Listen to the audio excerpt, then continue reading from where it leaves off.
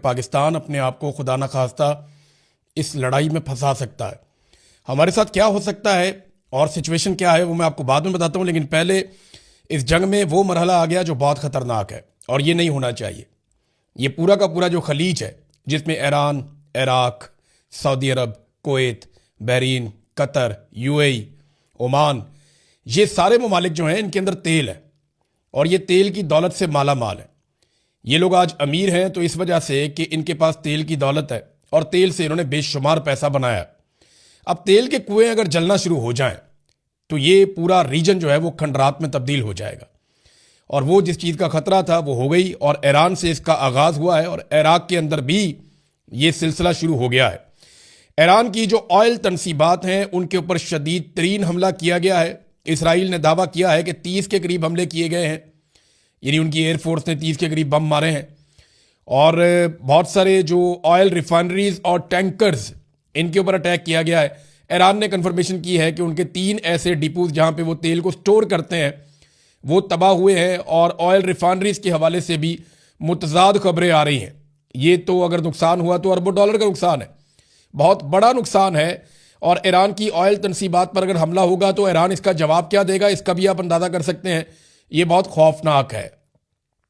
एक बात और आप अपने जहन में रखेंगे, ईरान ने इससे पहले एक धमकी दी थी और वो धमकी ये भी थी कि इसराइल की जो न्यूक्लियर साइट है जहां पे वो एटमी अपने मराकज़ उसने बनाए हुए हैं वो वहां पे भी उड़ाने की धमकी ईरान पहले दे चुका है। जबकि याद रखिएगा पूरे मिडिल ईस्ट के अंदर तेल के कुएं हैं जिनसे अमेरिका भी फायदा उठाता है, इसराइल भी फायदा उठाता है और अगर ये मामला उस तरफ चला गया तो पूरा इलाका जो है वो बड़ी हौलनाक पिक्चर उसकी आपको नजर आना शुरू हो जाएगी। अब एक अमेरिकन तज्जियाकार हैं और ये साबिक फौजी भी हैं, ये डैनियल डेविस, ये डीप डाइव को इस वक्त लीड करते हैं। इन्होंने एक स्टेटमेंट दिया है। ये स्टेटमेंट कह रहा है कि इत्तलात के मुताबिक अब अमेरिका और इसराइल की जंग ईरान के तेल के बुनियादी ढांचे तक फैल रही है। ये वो कदम है जिसकी लिंडसे ग्राहम महीनों से वकालत कर रहे हैं, यानी वो पहले से खबरदार कर रहे हैं कि ये हो सकता है। अगर ये सच है तो इस बात का इम्कान बढ़ जाएगा कि ईरान भी जवाबी कार्रवाई में इसराइल के तवानाई के अहदाफ को निशाना बनाए, या इससे भी ज्यादा खतरनाक सूरत हाल ये होगी कि वो खित्ते में अमेरिका के इत्तहादी खलीजी ममालिक की तेल की तनसीबात पर हमला कर दे। इससे जंग इस तरह फैलेगी जो आलमी तवानाई की सप्लाई में तोसी और देर पा तातुल का बायस बनेगी। ये इकदाम ईरानियों को घुटने टेकने पर मजबूर नहीं करेगा, लेकिन इससे मशरिक वस्ता में तशद्दुद और इंसानी तकलीफ में बहुत इजाफा होगा।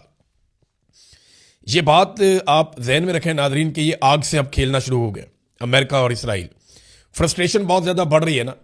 ईरान को रोकने की वो तमाम कोशिशें कर रहे हैं कि वो सरेंडर कर दे। सुप्रीम लीडर को शहीद कर दिया गया, इसके बावजूद ईरान ने सरेंडर नहीं किया। बच्चियां शहीद हो गई, लगभग 1,500 लोग ईरान में शहीद हो चुके हैं अब तक, इससे कुछ कम है, लेकिन ईरान ने सरेंडर नहीं किया। बड़ा शदीद उनके इंफ्रास्ट्रक्चर का नुकसान किया गया और अब जो उनके तेल के ज़खायर हैं उनके ऊपर अटैक किया जा रहा है। अगर जवाबी कार्रवाई में ईरान भी यही करता है इसराइल में या जहां जहां पे अमरीकी मफादात हैं, मिसाल के तौर पे इराक के अंदर उन्होंने अटैक किया और अमेरिकन वहां से निकले। इराक से जो अमेरिकन निकल के जा रहे हैं वो सारे वो हैं जो तेल के कारोबार से मुंसलिक हैं। ये सारे वो लोग हैं जो इराक से तेल निकालने का काम कर रहे हैं और अमरीकी कंपनियां इराक से तेल निकालती हैं, उससे बहुत पैसा बनाती हैं। यही चाहते हैं कि वो सारे खत्ते का तेल उनके कंट्रोल में आ जाए और पैसा डायरेक्ट अमेरिकन इकोनॉमी के अंदर जाए। यही उनका फॉर्मूला है हमेशा से। अब ईरान के उन्होंने जब ये वहां पे आग लगाई है और तबाही फैलाई है तेल के डिपोज पे और रिफाइनरीज पे, तो फिर ईरान ने इराक के अंदर ये किया है और अमेरिकन मफादात को नुकसान पहुंचाया। वहां पे कुछ कंपनीज के जो एसेट्स हैं उनके ऊपर अटैक भी किया ईरान ने। अब मिडिल ईस्ट क्या इससे महफूज रहेगा, ये बहुत बड़ा सवाल है। सऊदी अरब ने कॉल करके बुलाया पाकिस्तानी फील्ड मार्शल को। सऊदी वजीर दिफा खालिद बिन सलमान ने मुलाकात की है फील्ड मार्शल आसिम मुनीर से और जो उन्होंने स्टेटमेंट जारी किया उस स्टेटमेंट से यानी ये तासुर दिया कि हमारा और पाकिस्तान का एक दफाई मुआहदा है, तो अब टाइम आ गया कि पाकिस्तान आके अपनी ड्यूटी पूरी करे। अब दिफाई मुआहदा तो बड़ा सेलिब्रेट किया गया था सऊदी अरब में, पाकिस्तान और सऊदी अरब के बीच में, तो फील्ड मार्शल वहां पहुंच गए। अब उन्हें सऊदी अरब की बात माननी पड़ेगी। क्यों माननी पड़ेगी, वजह मैं आपको बताता हूं। $6 अरब तो सीधा सीधा सऊदी अरब का हमारे कौमी खजाने में पड़ा हुआ है। हमारे रिजर्व्स के अंदर $6 अरब, जिसे हम बार बार वो करवाते हैं, रोल ओवर करवाते हैं, वो सऊदी अरब का पैसा पड़ा हुआ है हमारे पास, और बार बार हम उनसे उधार तेल भी लेते हैं, उनसे इमदाद भी लेते हैं। ये सारी चीज़ें आप बार बार जो लेते हैं। और एक दिन पहले सऊदी अरब ने यह भी खबर दी, उन्होंने बाकायदा खबरदार किया कि हम इमदाद बंद कर रहे हैं क्योंकि आप इमदाद को गलत इस्तेमाल करते हैं, इस बात का खदशा है।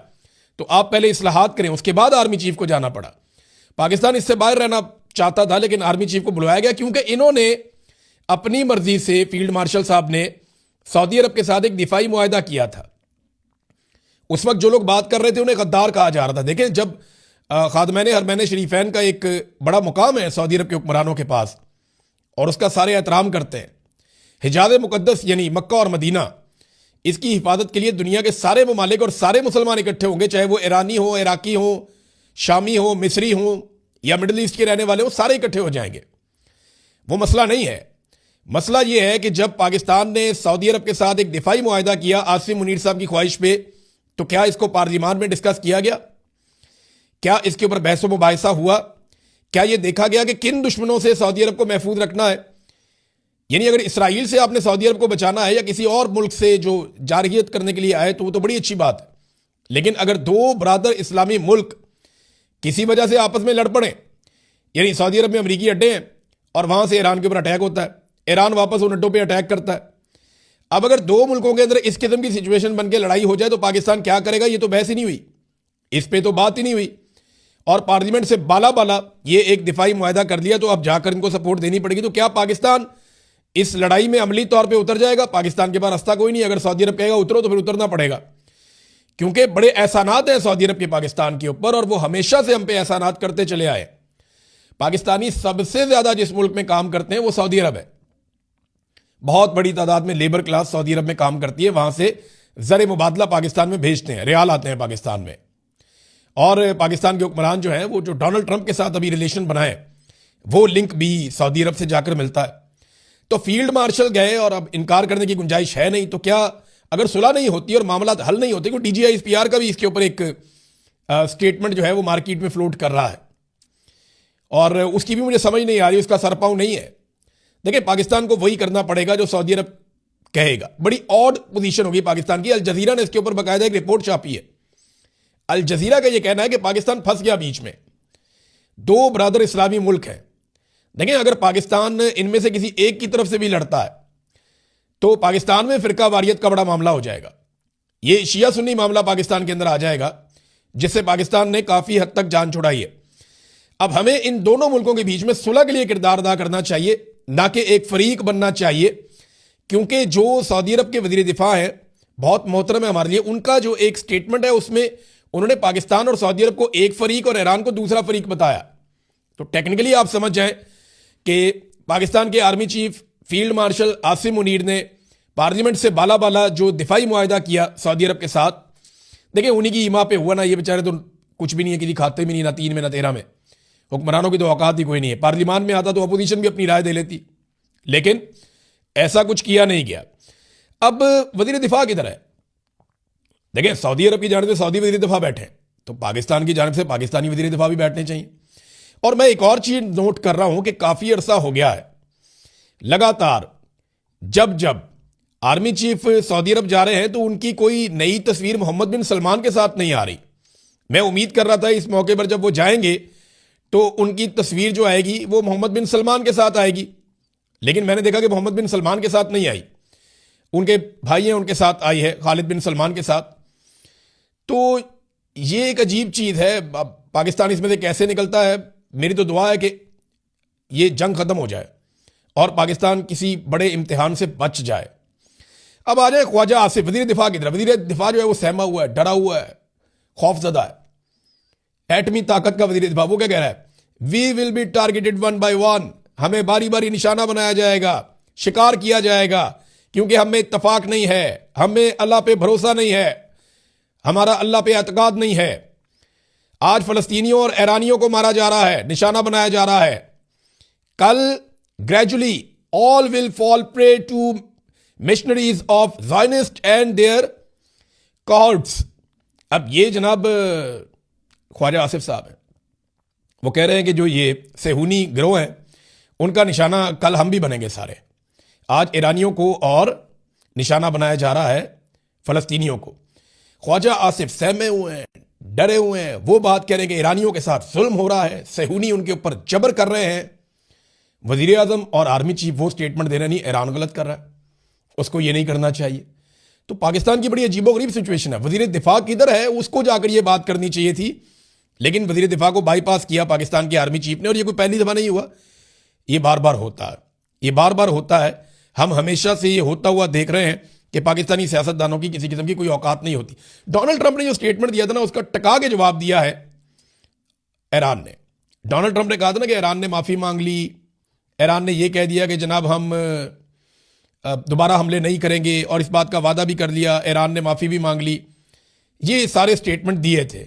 अब इस पे ईरानी वजीर खारजा अराक्ची का बयान आया। नहीं, डोनाल्ड ट्रंप ने कहा ना वो तो बहुत मारा हमने, और हम और बहुत ज्यादा मारेंगे, हम बड़े अटैक करेंगे।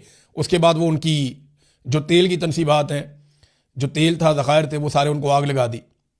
तो इस पे डोनाल्ड ट्रंप का जो ट्वीट था या स्टेटमेंट था, उसका जवाब आया।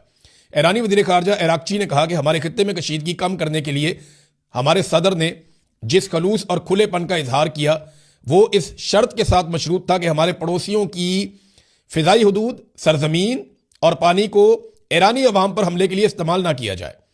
ताहम सदर ट्रंप ने हमारी सलाहियतों, अज़म और इरादे का गलत अंदाजा लगाया, जिसकी वजह से यह कोशिश फौरन ही नाकाम हो गई। यानी यहां पे खित्ते में अमन होने लगता है, डोनाल्ड ट्रंप का स्टेटमेंट फिर आग लगा देता है। अगर मिस्टर ट्रंप तनाव में मजीद इजाफा करना चाहते हैं तो हमारी ताकतवर मुसल्लह अफवाज तवील अरसे से हर तरह की सूरत हाल के लिए तैयार है और इन्हें मुंह तोड़ जवाब दिया जाएगा। ईरान की जानिब से अपने दिफा के हक में की जाने वाली किसी भी जवाबी कार्रवाई की तमाम तर जिम्मेदारी अमरीकी इंतजामिया पर आयद होगी। ट्रंप की एक हफ्ते की गलत फहमी और गलत मुहिम जोई की वजह से जहां नौजवान फौजियों की जानों का ज़िया हुआ है, वहीं अमरीकी फौज को पहले से ही $100 अरब का माली नुकसान भी हो चुका है। मार्केटें दोबारा खुलेंगी तो ये अखराजात मजीद बढ़ जाएंगे और इसका बराह रास्त बोझ पंपिंग स्टेशनों के जरिए आम अमरीकी शहरियों पर मुंतकिल हो जाएगा। अच्छा, वो अब एक और खबर भी आई हुई है, वो उसका हवाला भी उन्होंने दिया ईरानी वजीर खारजा ने, और खबर आई है अमेरिका की 18 इंटेलिजेंस एजेंसियों की जानिब से। अमेरिका में ना 18 इंटेलिजेंस एजेंसियां हैं जो काम करती हैं अमेरिकन नेशनल इंटेलिजेंस एजेंसी के ज़ेरे असर। खबर यह है कि ईरान में रजीम चेंज मुमकिन नहीं है। ये 18 इंटेलिजेंस एजेंसियों की मुश्तरका रिपोर्ट आई है और यह खुफिया रिपोर्ट लीक हुई है वॉशिंगटन पोस्ट में, और वहां पर यह रिपोर्ट छप गई है। और भी कोई रिपोर्टें छपी हैं। 13 मिनट की एक वीडियो है, वो वीडियो उसके बारे में क्या है मैं आपको भी बताता हूं थोड़ी देर में। आप हैरान हो जाएंगे कि किस किस्म के हकायक अब सामने आना शुरू हो गए हैं और अमेरिका में से सामने आ रहे हैं। उन्होंने कहा जी कि ये रिपोर्ट एजेंसियों की कह रही है कि ईरान के खिलाफ जंग हर सूरत में नाकाम हो जाएगी। मिस्टर ट्रंप के एलची को भी खबरदार किया था कि जंग शुरू करने से पहले उनकी सौदेबाजी की पोजीशन बेहतर नहीं होगी। सवाल यह है कि क्या ये बातें सदर तक पहुंचाई गई थी। उन्होंने कहा जी कि सदर ने मशरिक वस्ता में एक दलदल में खुद को और अपनी फौज को फंसा दिया है और नेतन्याहू ने डोनाल्ड ट्रंप का कंधा इस्तेमाल करते हुए अमेरिका को जंग के अंदर धकेल दिया है। ये इस किस्म का इनका स्टेटमेंट है, इन्होंने जवाब दिया है डोनाल्ड ट्रंप को। अब आ जाए नाजरीन उस 13 मिनट की वीडियो की तरफ। ये अमरीकी वजारत खारजा के दफ्तर के साबिक सरबराह है और इनकी जानिब से एक स्टेटमेंट सामने आया है और जो तफसीलात इन्होंने बताई हैं वो बहुत हैरान कुन है। वो ये कहते हैं कि मैंने सुबह 13 मिनट की एक वीडियो देखी, CNN से नहीं बल्कि इसराइल के अंदर से एक हकीकी वीडियो मैंने देखी जो मीडिया पे भी नहीं आई। ये बिल्कुल वादे था कि इसराइल शदीद हमलों की जद में है। मेरा ख्याल है कि नेतन्याहू 90% वक्त जहाज के अंदर ही गुजारता है और मुसलसल प्रवास करता रहता है। वो मैदान जंग से अपने आप को दूर रखने की कोशिश कर रहा है क्योंकि वो जानता है कि सबसे बड़ा हदफ वो खुद है। साथ ही उन्होंने बताया कि तिल अवीव इंतहाई शदीद और मुसलसल हमलों की जद में है। ये कोई लहर या वक्फे से होने वाला हमला नहीं है, मगर लगातार मुसलसल तौर पर बेरहमाना हमले हो रहे हैं इसराइल के ऊपर।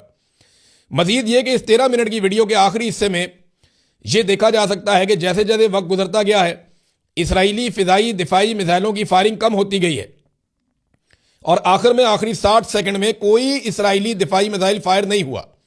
ईरानी मिसाइल सीधे दाखिल होकर अपने अहदाफ को निशाना बना रहे थे, जो वीडियो के अंदर उसने देखा। देखिए, यह बात एक हकीकत है। पहले आप नेतन्याहू का दावा सुन लें, फिर ये हकीकत मैं आपके सामने रखता हूं। नेतन्याहू ने कहा कि हमने ईरान के सरकारी मराकज, जौहरी तनसीबात, कमांड सेंटर्स और फौजी अड्डों को तबाह कर दिया। इसके अलावा असला फैक्ट्रियां, मिसाइल डिपो और सैकड़ों बैलिस्टिक मिसाइल लॉन्चर्स को भी निशाना बना दिया। ये नेतन्याहू ने कहा है। लेकिन हकीकत क्या है? हकीकत यह है कि बहुत सारी जगहों पे डिकॉयर्स लगाए हुए हैं ईरानियों ने। ये लोग हैरान हो रहे थे, ये बहुत पुरानी टेक्नोलॉजी है। ये हवा भर के खड़ा कर देते हैं हेलीकॉप्टर को, जहाज को, टैंक को, और मुख्तलिफ जगहों पे फैला देते हैं। तो दुश्मन ये समझता है कि जनाब ये तो नीचे वो इनका असलहा है, इनके जहाज हैं, इनके टैंक्स हैं, इनके हेलीकॉप्टर हैं, इनको तबाह करो। वो ऊपर से महंगे महंगे मिसाइल मारते रहते हैं और फ़र्क ही कोई नहीं पड़ता। वो $1000 का भी नहीं होता, $1000 का भी नहीं होता। ये चाइना बेशुमार बनाता है। चाइना की एक छोटी सी फैक्ट्री रोजाना 1000 बना सकती है। बस इसके अंदर आपने हवा भरनी है एक मशीन के जरिए से, और 2 मिनट के अंदर आपका बेहतरीन तैयारा ज़मीन पे खड़ा होता है। और किसी भी सैटेलाइट में, किसी भी जहाज़ पर से देखने में, किसी भी सिस्टम से आप देखें तो आपको ऐसा ही लगता है कि जैसे वो नीचे जहाज़ है या हेलीकॉप्टर है या टैंक्स खड़े हैं या दिफाई निज़ाम है या जो भी है। वो ईरान ने डिकॉयर्स लगाए, उनके ऊपर बार बार अमेरिका अटैक करता है। कई जगहों पे तो ज़मीन पे पेंट कर दिया उन्होंने। अमेरिका वहाँ पे अटैक करता है, पता चलता है कि वो तो जाली था, और बहुत महंगे मिसाइल वहाँ पे बरसा के वो निकल जाते हैं। नाज़रीन, ईरानी सिक्योरिटी कौंसिल के सरबराह अली लारंजानी ने एक दावा किया है कि उनके पास ये रिपोर्ट्स हैं कि अमरीकी फ़ौजी कैद किए गए, यानी उन्हें गिरफ्तार भी किया गया है। कुछ उन्होंने खुद दावा किया, कुछ उन्होंने कहा जी मेरे पास ये रिपोर्ट्स हैं। तादाद उन्होंने नहीं बताई, लेकिन उन्होंने कहा कि अमरीकी फ़ौजी गिरफ्तार किए गए हैं। अगर ऐसा है तो आपको आने वाले दिनों में इसकी वीडियो नजर आ जाएगी। लेकिन एक चीज़ मैं आपको कंफर्म करूं कि जहां ईरान ने यह कहा था कि हम अरब ममालिक के ऊपर अटैक नहीं करना चाहते, हम मादरत चाहते हैं क्योंकि हमें अटैक करना पड़ता है उस वक्त जब उनकी सरजमीन से हम पे अटैक होता है, तो गुज़िश्ता रात को दोबारा ईरान ने अटैक किया है। अब रात को लेट नाइट ये इंफॉर्मेशन आई कि ईरान ने बहरीन, कुवैत, सऊदी अरब और इराक में मौजूद अमरीकी फ़ौजी अड्डों पर हमले किए। ये हमले उन बेसिस के खिलाफ किए गए जो गुज़िश्ता शाम ईरान के खिलाफ इस्तेमाल हुए थे। जो अड्डे ईरान के खिलाफ इस्तेमाल हुए उनके ऊपर उन्होंने वापस अटैक कर दिया। अब देखिए ना, इन अरब ममालिक की सूरत हाल ये है कि ये अमेरिका को मना कर नहीं सकते, इसराइल को रोक नहीं पा रहे। वो यहाँ से अड्डे इस्तेमाल करते हुए ईरान पे अटैक कर रहे हैं, उधर से ईरान वापस अटैक करता है तो ये माइंड करते हैं कि जी हमारी सरजमीन पे अटैक क्यों हो रहा है। ये बड़ी अजीबोगरीब सिचुएशन है।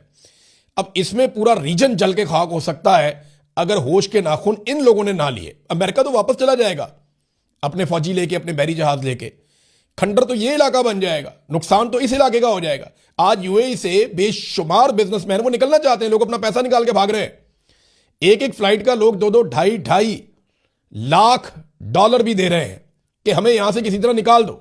लोग निकलना चाहते हैं फौरी तौर पे। नाजरीन, डोनाल्ड ट्रंप ने चढ़ाई कर दी बरतानिया के ऊपर। हैरत अंगेज लग रहा है ना आपको?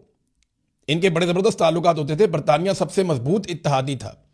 ट्रंप ने कहा the United Kingdom our once great ally may be the greatest of them all, यानी हमारा सबसे बेहतरीन और अजीम साथी था बरतानिया।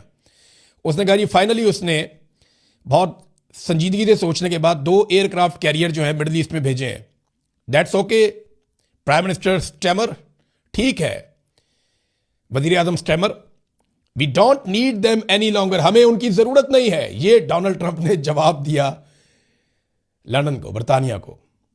यानी बरतानिया ने यहां से हथियार भेजे और अब डोनाल्ड ट्रंप ने कहा हमें उसकी जरूरत नहीं है, लेकिन हम इसे याद रखेंगे। We don't need people that join war after we have already won. हमें आप लोगों की जरूरत नहीं है उस वक्त जब हम ऑलरेडी जंग जीत चुके हैं, ये डोनाल्ड ट्रंप ने कहा। देखिए बाकी ममालिक, चाहे यूरोप है चाहे बरतानिया है, ये और भी बहुत सारे मुल्क हैं, वो इस लड़ाई में क्यों नहीं उतर रहे? वो सारे ये जानते हैं कि इंसानों ने जितने खतरनाक हथियार बना लिए दूसरी जंग अजीम के बाद, और जिस तरह रशिया और चाइना साथ खड़े हैं ईरान के, ऐसी सूरत हाल में अगर वो इस जंग का हिस्सा बनेंगे तो उनके मुल्क के ऊपर भी इसका रद्देअमल आएगा। और वो एक ऐसी जंग शुरू नहीं करना चाहते जिससे पूरी की पूरी इंसानियत तबाह हो जाए। डोनाल्ड ट्रंप का मसला और है, उनका पूरा का पूरा करियर और हर चीज दांव पे लगी हुई है। डोनाल्ड ट्रंप या तो ऐवान सदर में रहेंगे या जेल में जाएंगे, ऐसा दिखाई दे रहा है। उनका मुआवजा तो पक्का है, वो अपने मुंह से कह चुके हैं मेरा मुआवजा होगा। और mid term election Donald Trump के जीतने के इम्कान है ही नहीं, बहुत बुरे हालात हैं। वो न्यूयॉर्क का मेयर नहीं जीत सके, ममदानी वहां पे इलेक्शन जीत गए। तो डोनाल्ड ट्रंप की फ्रस्ट्रेशन तो समझ आ रही है। नेतन्याहू भी मुजरिम है, उनके ऊपर इसराइल के अंदर भी मामला आता है। वो चाहते हैं उनको सदारती माफी मिल जाए, उसके लिए वो सिफारिशें भी करते रहते हैं। तो इनके हालात बड़े पतले हैं, इनकी लड़ाई तो समझ आ रही है, लेकिन यूरोप और बरतानिया अपने आप को इस हलाकत में डालना नहीं चाहता, क्योंकि वो ये जानते हैं कि जितने खौफनाक हथियार इस वक्त दुनिया में मौजूद हैं वो पूरी दुनिया को आग लगा देंगे। अब नाज़रीन, एक आखिरी खबर मैं आपको देता हूं, और ये भी पाकिस्तानी हुक्मरानों की ढिठाई और बेशर्मी है। पाकिस्तान का जो वजीर आजम है और जो उनकी टीम है वो ये कह रहे हैं कि क्योंकि आलमी सतह पे सारे मुल्कों में पेट्रोल की कीमतों में इजाफा हो रहा है, इसलिए हमने भी पेट्रोल की कीमतों में इजाफा कर दिया है। अब मैं आपके सामने हकायक रखता हूं मुल्कों के साथ साथ कि जंग से पहले और जंग के बाद किस किस मुल्क में पेट्रोल की कीमत कितनी बढ़ी है। पाकिस्तान में 266 से 321 तक पहुंची है, यानी ये जंग से पहले और जंग के बाद एक हफ्ते का डेटा है। इंडिया में 1 रुपया भी कीमत नहीं बढ़ी। बांग्लादेश में 5 रुपए कीमत बढ़ी है, यानी 125 का था 130 का हो गया। अफगानिस्तान में कीमत नहीं बढ़ी, उतने का ही है। नेपाल में 4 रुपए कीमत बढ़ी है, 186 का था 190 का हो गया। श्रीलंका में 365 का था, ये श्रीलंकन पैसे हैं, 370 का हो गया, यानी 5 रुपए वहां पे बढ़े हैं। तुर्की में 41 लीरा का था, 43 लीरा का हो गया, यानी 2 रुपए उनके बढ़े हैं। और ईरान के अंदर जो है वो बहुत ही थोड़ी सी कीमत बढ़ी है। सऊदी अरब में बहुत माइनर थोड़ी सी, यानी डॉलर्स के अंदर अगर आप लें तो सऊदी अरब में 0.62 डॉलर के ऊपर मिलता था, 0.66 डॉलर पे मिल रहा है। यूएई में भी बहुत ही कम कीमत बढ़ी है। इसी तरह से चाइना के अंदर ना होने के बराबर बढ़ी है। यूके के अंदर 1.78 अमेरिकी डॉलर, अब ये पहुंची है 1.85 अमेरिकी डॉलर, बहुत ही माइनर सी। जर्मनी के अंदर 1.82 से 1.89, बहुत ही मामूली सी, यानी पाकिस्तानी रुपयों में चंद रुपए बनते हैं, चंद रुपए बनते हैं पाकिस्तानी रुपयों में, अगर आप इसका अंदाजा लगाएं तो। जबकि अमेरिका के अंदर 0.85 डॉलर, यानी $1 से कम में पहले मिलता था, अभी भी $1 से कम में मिलता है, 0.90। यानी इन सब ने जो कीमत बढ़ाई 5 से 10 रुपए पाकिस्तानी बनते हैं, 5 से 10-12 रुपए पाकिस्तानी बनते हैं। इन सब ने जो कीमत बढ़ाई है अपने अपने मुल्कों में, और हमने कितनी बढ़ाई? 55 रुपए। बाकी दुनिया की निस्बत 5 गुना ज्यादा पैसा हमने वसूल किया पाकिस्तानियों से। ये फैक्ट, ये फिगर तो मैं आपके सामने रख रहा हूं, जंग से पहले और जंग के बाद। ये कौम को बेवकूफ बना रहे हैं, जैसे इन्होंने 8 फरवरी 2024 को आसिम मुनीर साहब के साथ मिलकर कौम को बेवकूफ बनाया और पूरे के पूरे मैंडेट पे डाका डाल दिया, बिल्कुल वैसे ही ये फिर कौम को बेवकूफ बना रहे हैं। लेकिन कौम की आंखें खुल गई हैं, हाथ नहीं खुले अभी। जिस दिन लोग बाहर आएंगे ना, उस दिन पता चलेगा। अब तक के लिए इतनी, अपना ख्याल रखिएगा, अपने चैनल का भी। अल्लाह हाफ़िज़।